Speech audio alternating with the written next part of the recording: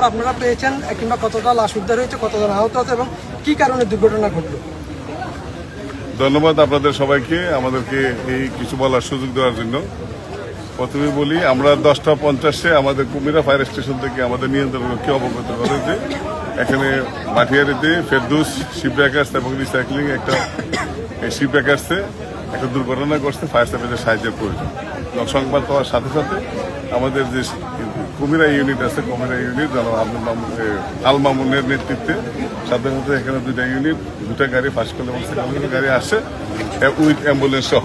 যেগুলো দুর্ঘটনা করছে আমরা জানতে পারছি অ্যাম্বুলেন্স সহ আসে। ওরা এসে এখানে প্রথমে 3টা লাশ এখানে আপনার উদ্ধার করে, ডেড বডি। পরবর্তী 2 জন আহত পাওয়া যায়, আহতদেরকে আমরা বিএসবি হসপিটালে আমরা স্থানান্তর করি।